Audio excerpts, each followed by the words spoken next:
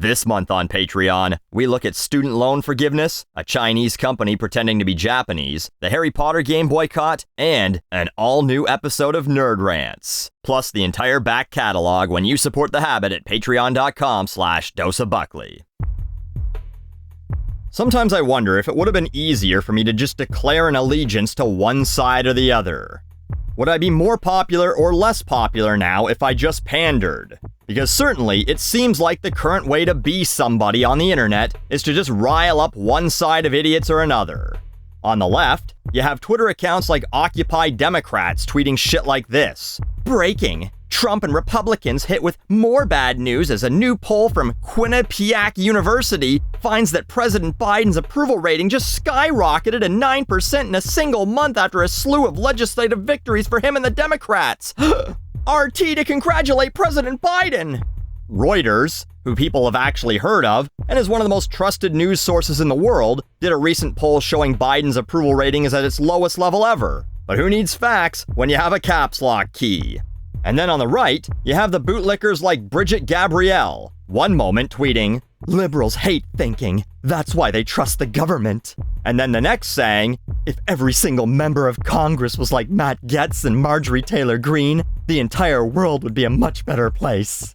So, the entire world would be better off if all of Congress, a government institution, all thought exactly the same as two government employees, but trusting the government is for people who hate thinking. Sounds good, Bridget fake name. But this is the game now. You just tweet complete fucking bullshit for a reaction, whether you even believe it or not. And maybe, if you tweet it enough times, you start to believe in it. Right, Steven Crowder? The host of Louder with Crowder, who is probably more famous on the internet for his meme than his actual show, recently tweeted this. In Canada, they can jail you for refusing to use the woke language they made up that day. Nearly 18,000 likes. Nearly 18,000 people liked a lie.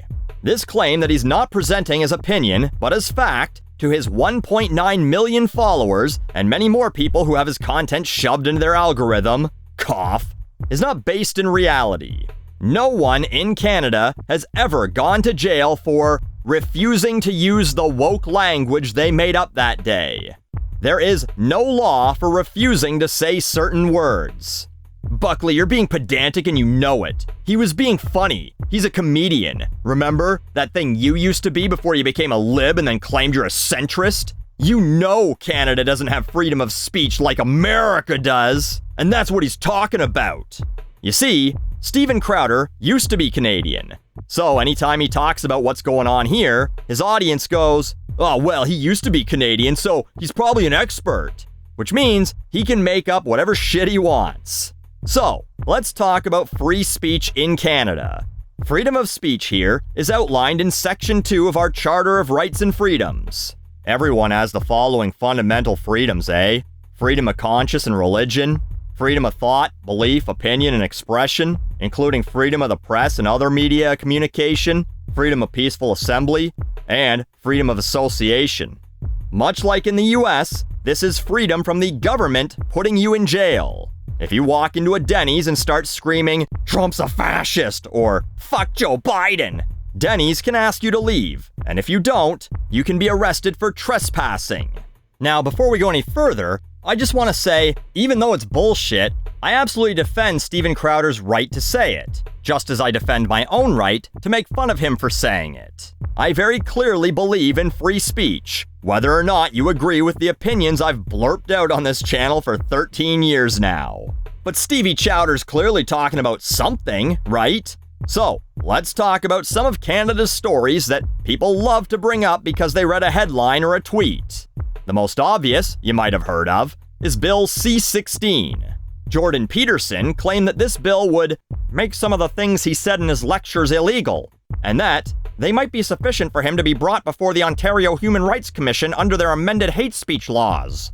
The bill became law in 2017. It's 2022 now, and Peterson has not been forced in front of any human rights commissions because, apparently, he refuses to use a singular they to refer to non-binary people.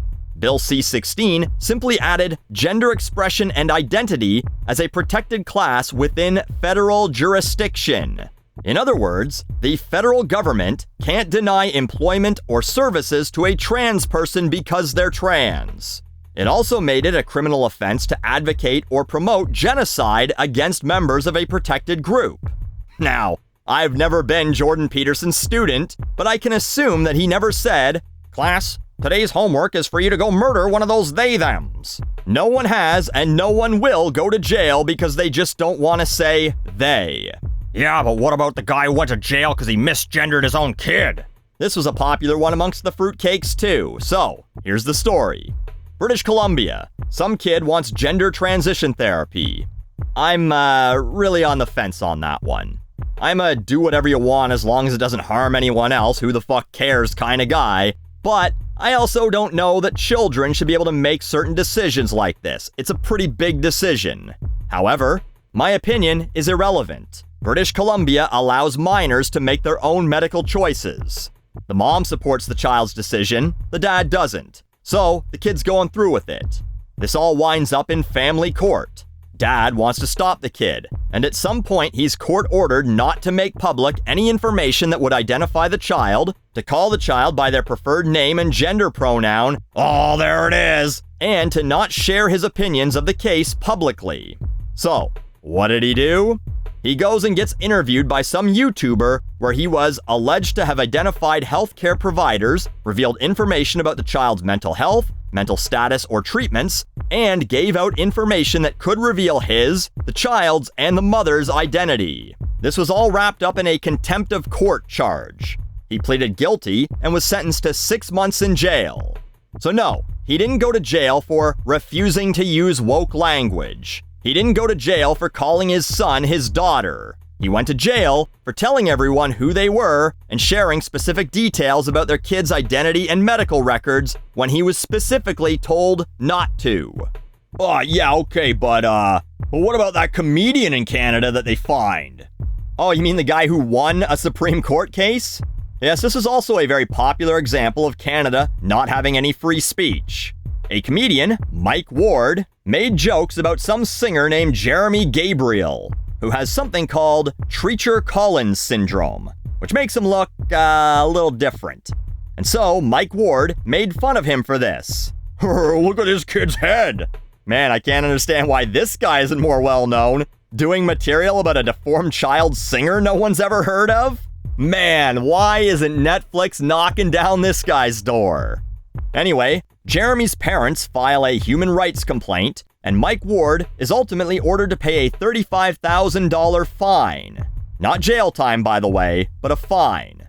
He appeals, eventually taking it all the way to Canada's Supreme Court, where it's ruled that what he said is in fact protected by the Charter here in Canada, setting precedent that jokes, even jokes about people's handicaps, are protected free speech here. You can't go to jail or be fined for making fun of Marjorie Taylor Greene's cloven hooves or telling her that you really loved her in Pan's Labyrinth. Nor can you be arrested for calling wheelchair-bound Democratic Congressman James Langevin Hot Rod. Our Supreme Court said so.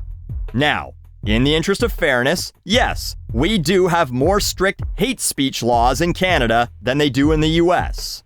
For example, in 2008, a politician named David Popescu, was sentenced to 18 months of probation, so not even jail time, for saying during a Q&A at a high school that homosexuals should be executed. Oh, he's being forced to use the woke language of not calling for the systematic murder of a group of people. The libs are at it again. But fuck. For the final time, not a single person in Canada has gone to jail for misgendering a person or refusing to say a word. Crowder made this statement up because he knew the goofball audience that he's cultivated would eat it up, because he knows none of them will do any more research into it. He knows no one reads beyond the headline. And right now, someone who read his bullshit is telling someone else, hey, did you know in Canada they jail you if you refuse to call one of them trans whatsits a she instead of a he or a they? Crowder said it, so it must be true. In Crowder's fantasy land, Luca Magnotta, the dude that butchered his boyfriend, and Paul Bernardo, Canada's most depraved, most despised scumbag, are sharing a prison with a guy who said, excuse me, sir, to a transgender employee at a Burger King. Isn't it funny? The freedom Crowder enjoys gives her the freedom to claim she doesn't have that freedom. No, I mean he and him! He and him! Uh-oh, the Canadian police are coming for me, eh? You'll never take me alive, clip-clop cops!